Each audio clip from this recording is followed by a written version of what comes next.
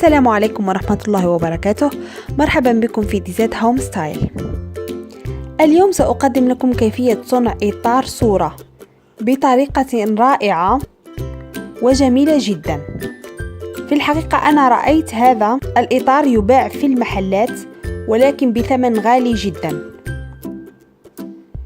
فقلت لم لا أجرب وأعمل إطار مشابه له، وفي الأخير نجحت الفكرة بشكل رائع. أولا نحتاج إلى إطار بهذا الشكل. صنعت هذا الإطار عند نجار وأعطيته القياسات على حسب الصورة وليس الحواف. والآن هذه الصورة والهدف أن تكون من شموع، أي في كل صورة شموع ومضاءة طبعا. أنا كنت اشتريت هذه الصورة من علي إكسبريس، موقع علي إكسبريس، والصورة مصنوعة من ورق نوعية متينة ورفيعة. سأترك لكم رابط المتجر التي اشتريت منه الصورة في صندوق الوصف، أو يمكنك طباعة الصورة. كما ترون هنا في الشكل الصورة مطابقة لقياسات الإطار تماما، يجب أن تكون مطابقة تماما. أنا لا أقصد الحواف البيضاء بل الصورة. ويوجد صور كثيرة مثل هذه بشرط أن تكون فيها شمعة مضاءة يعني. والآن نبدأ بعملية تثبيت الصورة على الإطار.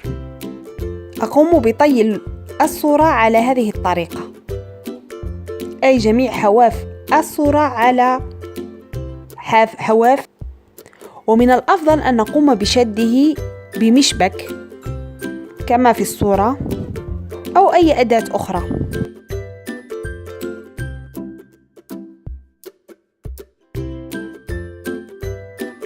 نقوم بتثبيته بدباسة أو ستيبلر أو جرافاز.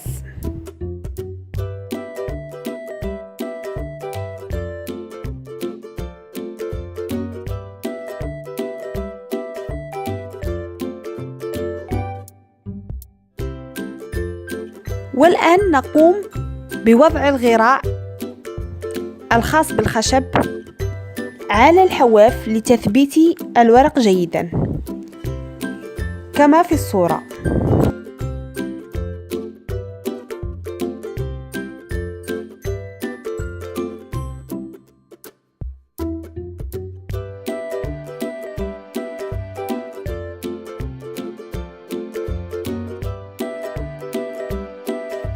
ونقوم بلصقه جيدا.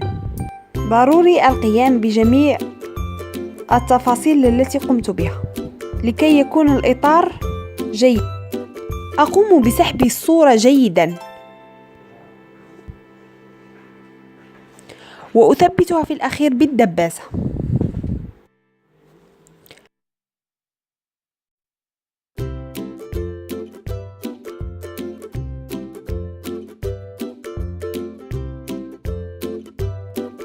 والآن على طاولة مستوية بهذا الشكل، شرط أن تكون مستوية، نقوم بوضع الإطار ونتركه يجف. بعدما جف الإطار نقوم بإتمام لصق باقي الصورة وتثبيته بالدباس كما تلاحظون في الشكل الموالي.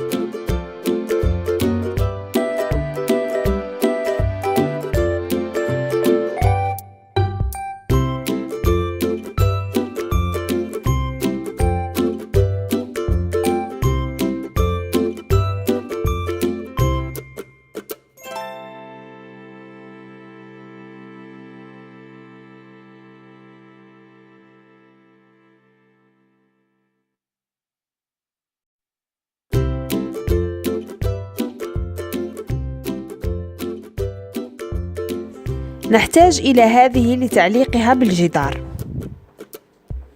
نقوم الآن بتثبيتها في وسط اللوحة. والآن كما ترون وراء كل شمعة ألصق ضوء LED لايت، ويجب أن تكون تماما مطابقة شعلة الشمعة كما ترون. أبدأ بإلصاق هذا الخيط وأضع كل ضوء من قرب شعلة الشمعة كما في الصورة، وأثبتها جيدا. أقوم بوضع الشريط اللاصق على جميع الأضواء التي لا أحتاجها، ويشترط أن يكون أسود لكي لا يظهر لنا الضوء في مناطق أخرى من الصورة كما تشاهدون في الصورة. والآن قمت بإلصاق البطارية الخاصة بالLED. والآن ها هي الصورة في الأخير. أرجو أن تكونوا استفدتم من الفكرة. في الأخير لا تنسوا دعم القناة بالاشتراك وتفعيل الجرس والضغط على زر إعجاب.